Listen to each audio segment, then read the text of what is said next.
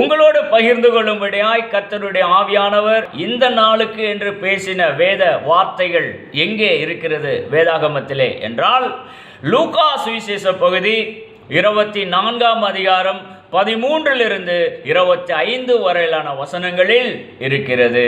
லூக்கா 24, 25 பார்த்தீங்கன்னா, இந்த எம்மாவூர் சீசர்களை கடிந்து கொள்ளுகிறார். என்னன்னு சொல்லி கடிந்து கொள்றார்னா, புத்தி இல்லாத மந்த இருதயம் உள்ளவர்களே. கோபம் இயேசு வந்தா எப்படிதான் பேசுவார்னே தெரியல பாருங்க. புத்தி இல்லாத மந்த இருதயம் உள்ளவர்களே அப்படின்னு சொல்லி அந்த எம்மாவூர் சீசர்களை பயங்கரமா கடிந்து கொள்ளுகிறார். வேற விதமா சொன்னா, என்னையா நினைச்சிட்டு இருக்கீங்க, இவ்வளோ நாள் சொல்லி சொல்லி கொடுத்துட்டேன், உங்களுக்கு ஒண்ணுமே மண்டல ஏற மாட்டேங்குது அப்படிங்கிற மாதிரி கடிந்து கொள்ளுகிறார். ஒரு டீச்சர் ஸ்கூல்ல ஸ்டூடெண்ட்டுக்கு எவ்வளோ சொல்லி கொடுத்தோம், புரியலன்னு வச்சிங்களேன், கடுப்பாயிடுவார்ல. புத்தி இருக்குதா, எவ்வளோ நாள் நான் சொல்லி கொடுத்துருக்கிறேன், உயிர்த்தெழுதலை குறித்து எவ்வளோ நாள் நான் சொல்லி கொடுத்துருக்கிறேன், நான் மரிப்பேன் 3ஆம் நாள் உயிரோடு எழுந்திருப்பேன் சொல்லி வேத வசனங்கள் எல்லாம் கொண்டு எவ்வளோ அதிகமா ஆழமா உங்களுக்கு நான் சொல்லி கொடுத்துருக்கிறேன், இன்னும் மண்டையில ஏற மாட்டேங்குது அப்படின்னு மனசுல நினைச்சு, புத்தி இல்லாத மந்த இருதயம் உள்ளவர்களே அப்படின்னு சொல்லி திட்டுகிறார். நம்மளுக்குள்ளேயும் அநேகர் இதுபோல புத்தி இல்லாத மந்த இருதயம் உள்ளவர்களாக அநேக கிறிஸ்தவர்கள் இருக்கதான் செய்கிறார்கள். அதுதான் ஒரு தகவல், வேதனையான தகவல். பல நாட்கள் சபைகளுக்கு செல்லுகிறவர்களா இருக்கலாம், வேத வசனங்களை எல்லாம் வாசித்து பழக்கமுடையவர்களா இருக்கலாம். ஆனால் அந்த வேத வசனங்கள் என்னத்தை சொல்ல வருது, அதிலிருந்து நான் என்னத்தை என்னுடைய வாழ்க்கையில் அப்ளை பண்ணும்படியா எடுத்துக்கொள்ள முடியும் அப்படிலாம் குறித்த ஒரு புரிதலும் ஒரு தேடலும் இல்லாத கிறிஸ்தவர்கள் ஏராளமானோர் இருக்கதான் செய்கிறார்கள். அவங்களுக்கு என்ன அப்படின்னா, நான் ஜோமனுனா கடவுள் எனக்கு வானத்திலிருந்து பொத்து பொத்துன்னு ஒன்று கொடுத்துடணும், கீழே விழுந்துடணும் பரலோகத்திலிருந்து அப்படின்னு எண்ணமுடையவர்களா இருக்கிறாங்க. ஆனால் நாம் நம்பி இருக்கிற இந்த பரலோக ராஜ்யம், ஆவிக்குரிய ராஜ்யம் சொல்றேன்ல, அது அப்படி இயங்குகிறதே இல்லை பாருங்க. அப்படிலாம் கிடையாது. வானத்திலிருந்து பொத்து பொத்துலாம் விழுவாது. வசனங்களின் மூலமா நம்முடனே இடைபடுகிறா இருக்கிறார், நம்மை கொண்டு கிரியை நடப்பிக்கிறவராக இருக்கிறார். நம்மை கொண்டே கிரியை நடப்பித்து நாம் என்ன எதிர்பார்த்து காத்து இருக்கிறோமோ அதை நம்ம கையிலே கொடுக்கிறவராக இருக்கிறார். இப்படிதான் இந்த தேவனுடைய ராஜ்யம் இயங்குகிறது. சோ இந்த சீசர்களை பார்த்து திட்டுகிறார். என்னையா இவ்வளோ நாள் சொல்லி சொல்லி கொடுத்துட்டு இருக்கிறேனே, ஒண்ணுமே புரிய மாட்டேங்குதே உங்களுக்கு அப்படிங்கிற மாதிரி கோபப்பட்டு, புத்தி இல்லாத மந்த இருதயம் உள்ளவர்களே அப்படின்னு சொல்லி திட்டுறார். Right, okay. ஏன் திட்டுறாரு அப்படிங்கிறத சுருக்கமா ஒரே செகண்ட்ல நான் சொல்லி விடுகிறேன். எல்லாத்துக்கும் தெரிந்த கதை தான் இல்லையா? எம்மாவூர் சீசர்கள் 2 பேருங்க. எம்மாவூர் அப்படின்னு கிராமத்தை நோக்கி அவங்க நடந்து கொண்டிருக்காங்க. எம்மாவூருங்கிற கிராமம் தான் அவங்களோட சொந்த ஊர். 2 சீசர்கள் அப்படியே நடந்து போயிட்டு இருக்காங்க. ஓகே, அப்போ உயிரோடு எழுந்த இயேசு அவங்களுக்கு பின்னால நடந்து போறார். ரைட். ஆனா இவர் உயிரோடு எழுந்த இயேசுங்கிறத அவங்களுக்கு காண்பிக்கவே இல்லை. ஒரு குறிப்பிட்ட நேரம் வரைக்கும் ஜாலியா அவங்களோட வாக்கிங் போயிட்டு இருக்கிறாரு. அப்போ இவரே பேச்ச ஆரம்பிக்கிறார் அந்த 2 சீசர்களோட. என்னையா உங்க மூஞ்சில ஒரு மாதிரி துக்க முகமா இருக்குது, என்ன ஆச்சு உங்களுக்கு அப்படின்னு ஒன்றும் தெரியாத ஒரு மாதிரி ஆரம்பிக்கிறாரு பேச்ச. அப்போ அவங்களும் கொஞ்சம் கூட யோசிச்சு பார்க்க வேண்டாம், யாரு என்னன்னு சொல்லிட்டு தெரியலையே, புத்தி இல்லையே, என்ன பண்றது, இந்த ஊர்ல என்ன நடந்ததுன்னு உங்களுக்கு தெரியாதோ, பெரிய விஷயம் நடந்திருக்குது, இந்த ஊருக்கு புதுசா நீங்க அப்படிங்கிற மாதிரி ஒரு கேள்வி அந்த சீசர்களும் இவங்க இயேசுகிட்ட கேட்குறாங்க. இயேசு ஒன்றும் தெரியாத ஆளு மாதிரி எவைகளை அப்படின்னு இவரும் கேட்குறாரு. அப்போதான் எக்ஸ்பிளைன் பண்றாங்க. தெரியாதவங்களுக்கு என்னையா அப்படி இருக்கிறாரு, சீசர்கள் சொல்றாங்க. இயேசுங்கிற ஒருத்தர் இருந்தாரு, ரோம போர் சேவர்கள்னால ஆணினால் அடிக்கப்பட்டு சிலுவையில தூக்கி போட்டுட்டாங்க, செத்து போயிட்டாரையா, என்னையா இப்படி இருக்கிறீங்க, ஊருக்கு புதுசா நீங்க அப்படிங்கிற மாதிரி இந்த சீசர்கள் சொல்றாங்க. அப்படியே கான்வர்சேஷன் போயிட்டே இருக்குது. அப்பதான் இயேசு ஒரு பாயிண்ட் வரும்போது பயங்கரமா டென்ஷன் ஆகி கோபம் அடைந்து, உயிர்த்தெழுந்த இயேசுவாக நான் கூட வந்துட்டு இருக்கிறேன், நான் உயிரோடு எழுந்த நாட்களிலே எவ்வளோ காரியங்களே என் மூலமா நீங்க கண்டு இருக்கீங்க, பார்த்து இருக்கீங்க. இவ்வளோ பார்த்து இருந்தும் கண்டு இருந்தும் இன்னும் நான் தான் உயிரோடு எழுந்த இயேசு உங்களோட பேசிக்கொண்டு இருக்கிறேங்கிறதே தெரியாதபடி நீங்க வாக்கிங் போய் நடந்து கொண்டிருக்கீங்களே, என்னையா அது நியாயம்? புத்தி இல்லாத மந்த இருதயம் உள்ளவர்களே, நான் தான் உயிரோடு எழுந்த இயேசு செத்து போயிட்டாரு சொல்றீங்களே. செத்து போனாரு, ஆனா 3ஆம் நாள் உயிரோடு எழுந்திருப்பான். நீங்க நான் உயிரோடு எழுந்த போதே உங்களோட பேசி இருக்கிறேன் இல்லையா, அதெல்லாம் உங்களுக்கு ஞாபகத்துக்குள்ளே வரல. இப்படிதான் புரிந்து கொள்றதா அப்படிங்கிற மாதிரி மனதில் நினைச்சுக்கிட்டு திட்டுறாரு. நான் தான் உயிரோடு எழுந்தப்போ சொல்லியிருக்கேன்ல, மறிப்பேன், ஆனா 3ஆம் நாள் உயிரோடு எழுமேன்னு சொன்னேன்ல, உயிரோடு எழுந்துட்டேன் பாரு, இது கூட தெரியலையா அப்படிங்கிற மாதிரி புத்தி இல்லாத மந்த இருதயம் உள்ளவர்களே சொல்லி திட்டுறார். ரைட், இதான் பேக்ரவுண்ட் ஸ்டோரி. ஏன் அவ்வளோ கோபப்படுறாரு? புத்தி இல்லாத மந்த இருதயம் உள்ளவர்களே கோபப்பட்டு திட்டுற அளவுக்கு என்ன ஆச்சு அப்படிங்கிறத கூர்ந்து கவனிச்சிங்கன்னா, நீங்க யோவான் 19ஆம் அதிகாரம் 21வது வசனத்தை பாருங்க. இயேசுவுக்கும் சீசருக்கும் கான்வர்சேஷன் நடக்கும்போது தானே பேசிட்டு இருக்காங்க. அப்போ அந்த 21ஆம் வசனத்துல சீசர்கள் இயேசுவுக்கு சொல்ற பதில் இருக்குது. என்ன சொல்றாங்கன்னா, அவரே இஸ்ரவேலை மீட்டு ரட்சிப்பவர் என்று நாங்கள் நம்பியிருந்தோம்.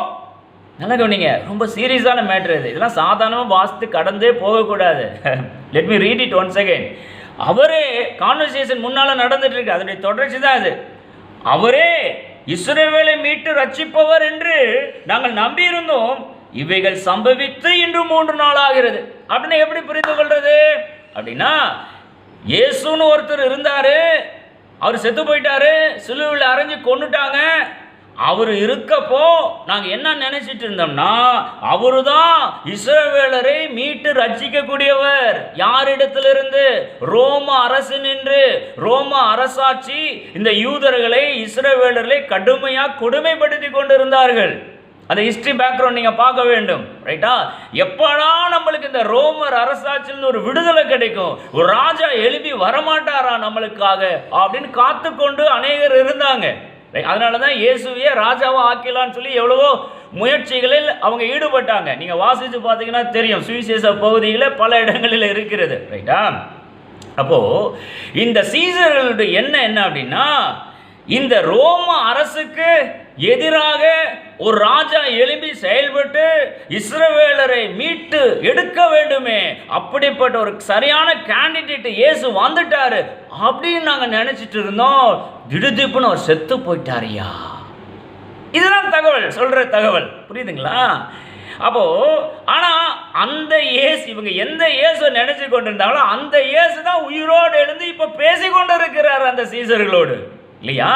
அப்ப எவ்வளவு நம்பிக்கையற்ற தன்மை அந்த சீசர்களுக்கு இருந்திருக்குது, இல்லையா?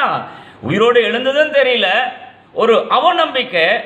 இந்த இயேசு இருந்திருந்தா இந்த ரோம அரசாட்சியிலிருந்து நம்மளை மீட்டு இருப்பாரே, ஐயோ செத்து போயிட்டாரே அப்படிங்கிற மாதிரி அவங்க சொல்லிட்டு இருக்காங்க இயேசுக்கு, உயிரோடு எழுந்த இயேசுவிட்ட. இந்த காரியத்தை மனதில் வச்சுட்டு இப்போ 21வது வசனத்தை நீங்க வாசிக்கணும். அவரே இஸ்ரவேலை மீட்டு ரட்சிப்பவர் என்று நாங்கள் நம்பியிருந்தோம், ஆனா இப்ப செத்து போயிட்டாரு, செத்து போய் 3 நாள் ஆயிடுச்சு அப்படிங்கிற மாதிரி சொல்றதுனால தான் இயேசுக்கு சுள்ளுன்னு கோபம் வந்திருக்கும். அதனாலதான் புத்தி இல்லாத மந்த இருதயம் உள்ளவர்களே அப்படின்னு சொல்லி அந்த சீசர்களை திட்டுகிறார். இன்னும் 2 உதாரணத்தை காண்பித்தலாமா? ரைட், யோவான் 4ஆம் அதிகாரம் போங்க. யோவான் 4ஆம் அதிகாரம் அப்படின்னு உடனே சமாரிய ஸ்திரியோடு இயேசு பண்ணின கான்வர்சேஷன். யாக்கோபு கிணற்றண்டையில் இயேசு இலைப்படைந்தவராய் உட்கார்ந்து இருக்கிறாரு. அந்த நேரம் பார்த்து சமாரியா ஸ்திரி அங்கே வருகிறாள். அவளிடத்துல இயேசு, அம்மா ரொம்ப தாகமா இருக்குது, கொஞ்சம் தாகத்துக்கு தண்ணி தாமா அப்படின்னு அவரு கேட்கிறாரு. அப்ப இந்த அம்மா சொல்றாங்க, என்னையா பார்த்தா யூதர் மாதிரி தெரியுறீங்க, நாங்க சமாரியர்கள், நம்ம 2 பேரும் ஒருத்தருக்கு ஒருத்தர் பேசவே மாட்டோம், நீ உன் குலம் வேற என் குலம் வேற, 2 பேரும் பேசிக்கவே மாட்டோமே, நீங்க போய் என்னிடத்துல தாகத்துக்கு தண்ணி கேட்குறீங்களேயா அப்படின்னு இவ சொல்ல. அப்ப இயேசு என்ன பதில் சொல்றாரு? மா சரிதாம்மா, ஆனா நான் தாகத்துக்கு தண்ணி கேட்கறது யாருன்னு உனக்கு தெரிஞ்சிச்சுன்னா நீயே அவரிடத்துல கேட்டு இருப்ப, அவர் உனக்கு ஜீவ தண்ணீரை கொடுத்து இருப்பாருமா அப்படின்னு அவரு சொல்றார். ரைட், இந்த இடத்துல அப்படியே நிப்பாட்டுங்க. இந்த கான்வர்சேஷன்ல தான் நீங்க கண்டுபிடிக்கணும் புத்தி இல்லாத மந்த இருதயம் உள்ள ஸ்திரீ எப்படி இருக்கிறா அப்படிங்கிறத. சமாரிய ஸ்திரியை தான் சொல்றேன். ரைட், இப்போ சொன்ன உடனே இந்த ஸ்திரீ என்ன சொல்றா? அம்மா உங்களிடத்துல பாத்திரமே இல்லையா, கிணறு ஆழமா இருக்குது, எப்படி நீங்க ஜீவ தண்ணீரை குடிப்பீங்க அப்படின்னு அவ சொல்ற. ஓகே, இயேசு சொன்ன ஜீவ தண்ணீங்கிற வார்த்தை என்னன்னு அந்த பெண்மணிக்கு தெரியல, மீண்டும் அந்த கிணத்து தண்ணியை நினைச்சிட்டு சொல்றான்னு கூட வச்சுக்கலாம். ரைட், இதுல ஒன்றும் தப்பு இல்லை. First attempt. ரைட். அப்ப இயேசு விளக்க சொல்றாரு. 13வது வசனத்துல பாத்தீங்கன்னா, இயேசு அவளுக்கு பிரதித்திரமாக, இந்த தண்ணீரை குடிக்கிறவனுக்கு மறுபடியும் தாகம் உண்டாகும். நான் கொடுக்கிற தண்ணீர் என்றென்றைக்கும் தாகமே எடுக்காத ஒரு ஜீவ தண்ணீருமா, அது உனக்குள்ள இருந்து ஊறுகிற நீர் ஊற்றுமா. இவ்வளோ டீட்டெயில் சொல்றார். இப்ப நான் புரிஞ்சிருக்க வேண்டாமா? ஆஹா, இவர் கிணத்து தண்ணியை சொல்லல, வேற ஏதோ தண்ணியை சொல்றாராட்டிருக்குது. ரைட்டு அப்படின்னு புரிஞ்சிருக்க வேண்டாமா 2வது அட்டெம்ப்ட்ல? ஆனா அந்த பெண்மணிக்கு புரியல. எப்படி தெரிஞ்சுக்கலாம்? அடுத்த வசனம் 15வது வசனத்துல பாத்தீங்கன்னா, மீண்டும் மீண்டும் அந்த கிணத்துக்கு தான் போறா அந்த ஸ்திரீ. 15வது வசனம், அந்த ஸ்திரீ அவரை நோக்கி, ஆண்டவரே, எனக்கு தாகம் உண்டாகாமலும் நான் இங்கே ஒன்று கொள்ள வராமல் இருக்கும்படி அந்த தண்ணீரை எனக்கு தர வேண்டும் அப்படின்னு சொல்றான். நல்லா கவனிங்க. ஃபர்ஸ்ட் அட்டெம்ப்ட் ஓகேங்க. 11வது வசனம், கிணறு ஆழமா இருக்குது, மொண்டுக்குள்ள பாத்திரமே உங்களிடத்துல இல்லையே, எப்படி ஜீவ தண்ணீரை குடிப்பீங்க? ரைட், ஒத்துக்கலாம். 2வது அட்டெம்ப்ட்லயும் அந்த கிணத்து தண்ணிக்கே போறாய்வோ, எனக்கு தாகம் உண்டாகாமலும் நான்கே மொண்டுக்குள்ள வராமல் இருக்கும்படி அந்த தண்ணீர் எனக்கு தர வேண்டும் அப்படின்னு சொல்றாருல்ல. அப்போ நான் எப்படி பார்க்கறேன்னா, புத்தி இல்லாத மந்தமான ஸ்திரியாக தான் நான் பார்க்கிறேன். நீங்கள் எப்படி பார்க்குறீங்கன்னு தெரியல. ஏன்னா தேவ பிள்ளைகளாக இருக்கிற உங்களை பார்த்து நான் சொல்கிறேன், ஒரு முறை ஒருத்தர் எக்ஸ்பிளைன் பண்ணார்னா ஒரு வேத வசனங்களை புரிந்து கொள்ளணும். அப்படி புரிந்து கொள்ளலைன்னா 2வது முறை 3வது முறையெல்லாம் கூட எக்ஸ்பிளைன் பண்ண ரெடி. நிறைய பேர் காத்து இருக்கிறாங்க விளக்கி காண்பிக்க. ஆனால் பாயிண்ட் என்னன்னா, எவ்வளோ விளக்கி காண்பித்தாலும் மண்டக்குள்ளேயே ஏறலைனா அவங்க என்னன்னு சொல்றது? இந்த சமாரிய ஸ்திரிக்கு நான் ஒரு பட்டம் இடுகிற போலதான், புத்தி இல்லாத மந்த ஸ்திரியே அப்படிங்கிற மாதிரி தான் சொல்ல வேண்டி இருக்குது. ஃபர்ஸ்ட் அட்டெம்ப்ட்ல ஓகே, 2வது அட்டெம்ப்ட்ல புரிந்திருக்க வேண்டாமா? உனக்குள் ஊறுகிற ஜீவ ஊற்றுலாம் சொல்றாரு, புரியல.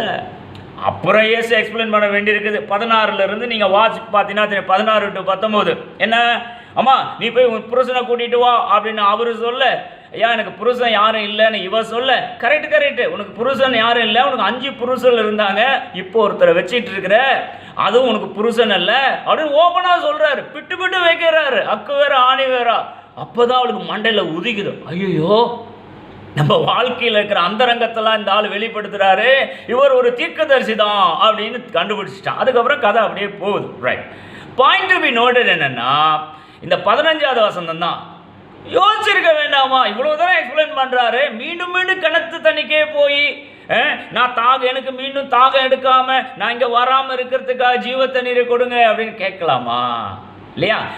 அப்படி கேட்கறதுனால தான் அவர் யோசிக்கிறார், ஐயோ இந்த அம்மாவுக்கு இன்னும் புரியல நம்ம என்ன சொல்ல வரேன்னு சொல்லி, சரி இப்படி நம்ம சொல்லுவோம், போய் உன் புருஷனை கூட்டிட்டு வா அப்படின்னு அடுத்த பாயிண்ட்டுக்கு ஏசு போறாரு. நான் என்னுடைய பார்வையில் இந்த சமாரியா ஸ்திரியும் ஒரு புத்தி இல்லாத மந்த ஸ்திரியாக தான் நான் பார்க்கிறேன். அப்புறம் 3வது உதாரணம், யோவான் 6ஆம் அதிகாரத்துக்கு போங்க. யோவான் 6ஆம் அதிகாரம் 28 36 வரையிலான வசனங்களை வாசித்து பார்த்தீங்கன்னா தெரியும். அங்கேயும் பார்த்தீங்கன்னா இயேசு ஜீவாப்பம் அப்படிங்கிற ஒரு கான்செப்டை எக்ஸ்பிளைன் பண்ணிட்டு இருக்கிறாரு. ரைட்டுங்க. அதுக்கு முன்னால் இன்சிடென்ட்லாம் பார்த்தீங்கன்னா 5 அப்பா 2 மீனை ஆசீர்வதித்து பெருக பண்ணுகிறார், ஏராளமான அற்புதங்கள்லாம் செய்கிறாரு. அப்புறம் ஒரு சூழ்நிலை வரும்போது இந்த ஜனங்கள் எல்லாம் இயேசுவை தேடி வருவாங்க. ஆனால் அவர் கண்டுபிடிக்கிறாரு என்ன அப்படின்னா, நீங்கள் என்னை தேடி வர்றது அற்புதத்துக்காக அல்லது என்னுடைய வார்த்தைகளை கேட்கணுங்கிறதுக்காக வரல, அப்போ வேணும் என்கிட்ட வந்தா இந்த ஆள் சாப்பிட்றது ஏதாலும் கொடுப்பாருங்கிறதுக்காக தான் நீங்க கடந்து வரீங்க அப்படிங்கிற மாதிரி புரிந்து கொண்டு சில விளக்கங்களை சொல்ல ஆரம்பிக்கிறார். ரைட்டுங்களா? அந்த ஒரு வசனத்தை வாசிக்கிறேன் பாருங்க. 26வது வசனம், யோவான் 6:26. இயேசு அவர்களுக்கு பிரயோஜனமாக, நீங்கள் அற்புதங்களை கண்டதினால் அல்ல, நீங்கள் அப்பம் புசித்து திருப்தி ஆனதுனாலேயே என்னை தேடுகிறீர்கள். ஏன் என்னை தேடுறீங்க அப்படின்னு ஒரு காரியத்தை சொல்றார். மேலே கீழே நீங்களே வாசித்துக் கொள்ளுங்க, நான் கதை மாதிரி சொல்லிடுறேன். அப்போ அந்த பாயிண்ட்லேருந்து அப்படியே கொண்டு வர்றார். அப்படியே கொண்டு வந்து ஜீவாப்பம் நானே அப்படிங்கிற அந்த கான்செப்டுக்குள்ளே கொண்டு வர்றார். இப்போ ஃபோக்கஸ் பண்ண வேண்டிய பாயிண்ட் என்னன்னா, இவ்வளோ எக்ஸ்பிளைன் பண்ணியும் அந்த ஜனங்களுக்கு புரியவில்லை. புத்தி இல்லாத மந்த இருதயம் உள்ளவர்களாக தான் காணப்பட்டார்கள். அந்த வேர்டு இல்லை, ஆனால் அப்படிதான் அவங்களுடைய ஆட்டிடியூட் இருக்குது. எங்க பார்க்கலாம்? 33வது வசனத்துக்கு நான் இப்போ வருகிறேன். 33வது வசனம் யோவான் 6:33 பார்த்தீங்கன்னா, வானத்தில் இருந்து இறங்கி உலகத்துக்கு ஜீவனை கொடுக்கிற அப்பமே தேவன் அருளிய அப்பம் அப்படின்னு சீரியஸா ஒரு மேட்டரை சொல்லிட்டு இருக்கிறாரு. ஆனா அந்த மண்டைக்கு ஏறல அந்த ஜனங்களுக்கு. 34வது வசனம் பார்த்தீங்கன்னா, அப்பொழுது அவர்கள் அவரை நோக்கி, ஆண்டவரே, இந்த அப்பத்தை எப்பொழுதும் எங்களுக்கு தர வேண்டும். நான் யாது நான் பேசிட்டு இருக்கிறது ஜீவாப்பம், நானே ஜீவாப்பம். ஜீவாப்பமாய் கடவுளை நீங்க பூலோகத்துக்கு அனுப்பி இருக்கிறாரு. சீரியஸான மேட்டரை பேசிட்டு இருக்கிறேன். இவ்வளோ முக்கியமாக பேசிட்டு வந்து உங்க மண்டையில ஏற மாட்டேங்குதே, நீங்க சாப்பிட்ற அப்பத்தையே யோசிச்சுட்டு இருக்கீங்களே அப்படிங்கிற மாதிரி தான் இந்த 34வது வசனத்தை நம்ம புரிந்து கொள்ள வேண்டும். Let me read it once again. 34 யோவான் 6:34.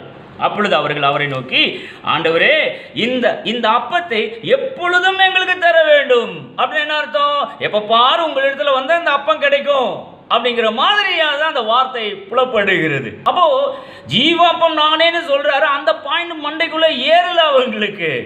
அப்போ அந்த 3 உதாரணங்களை காண்பித்திருக்கிறேன் இல்லையா? எம்மாவூர் சீசர்கள் 1, 2வது யோவான் 4ஆம் அதிகாரம் சமாரியா ஸ்திரீ 2, 3வது யோவான் 6ஆம் அதிகாரம் ஜீவாப்பங்கிற கான்செப்ட்ல அவர் என்ன சொல்ல வராருங்கிறதே புரியாதபடி அந்த ஜனங்கள் இருக்கிறாங்களே. அந்த 3 காரியங்களையும் நம்முடைய வாழ்க்கையோடு கொஞ்சம் ஒப்பிட்டு தான் பார்ப்போமே இல்லையா?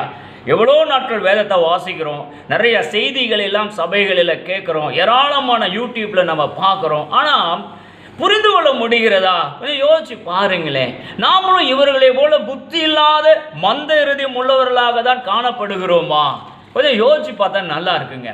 ஏன்னா நீங்கள் 4 வகையான நிலத்தை குறித்து இயேசு ஒரு ஊமையை சொல்கிறாருல்ல. மத்தேயு 13ஆம் அதிகாரத்தை நீங்கள் வாசித்து பாருங்க. அதில் 19வது வசனம் மத்தேயு 13:19 பார்த்தீங்கன்னா, இந்த வழி அருகே விதைக்கப்பட்ட விதையை குறித்து சொல்லும்போது என்ன சொல்றாரு?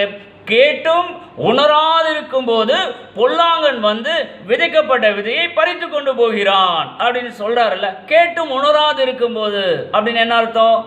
கேட்டும் புரிந்து கொள்ளாமல் இருக்கும்போது, தங்களுடைய வாழ்க்கைக்கு என்று அதை ஏற்ற விதத்தில் அப்ளை பண்ணி கொள்ளாமல் இருக்கும்போது, அப்ளை பண்ண தெரியாமல் இருக்கும்போது பொல்லாங்கன் வரான்.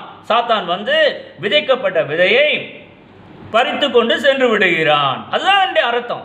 அப்போ நம்முடைய வாழ்க்கையில் இந்த 3 எம்மாவூர் சீசர், சமாரியா ஸ்திரீ, அந்த யோவான் 6ஆம் அதிகாரம் ஜீவாப்பம் ரிலேட்டடாக சொன்ன காரியம், இந்த 3 காரியங்களையும் காண்பித்தேன். அந்த ஆட்களை போல எதுவுமே மண்டையில் ஏறாத ஆளாக இருந்தால் எப்படி உணர்வு அடைய முடியும் இல்லைங்களா? அப்போ விதைக்கப்பட்ட தேவ வார்த்தை ஆகிய விதை எப்படி விளைந்து நம்ம வாழ்க்கையில் ஒரு பெரிய பலனை கொடுக்கும்னு எதிர்பார்க்க முடியும்? எதிர்பார்க்கவே முடியாது. ஆகையால் உங்களை பார்த்து சொல்லுகிறேன், அவர்களை போல புத்தி இல்லாத மந்த இருதயம் உள்ளவர்களாக நாம காணப்படவே கூடாது என்பதுதான் தகவல். இன்னும் ஒரு காரியத்தை கூட சொல்லலாம்னு நினைக்கிறேன். அப்போஸ்தலன் பவுல் எழுதின நிருபத்தில் கலாத்தியர்னு ஒரு நிருபம் இருக்குது புதிய ஏற்பாட்டில். அதில் 3ஆம் அதிகாரம் 1 வசனத்தை பார்த்தீங்கன்னா, அந்த கலாத்திய சபையார திட்டுறாரு பவுல். புத்தி இல்லாத கலாத்தியரே.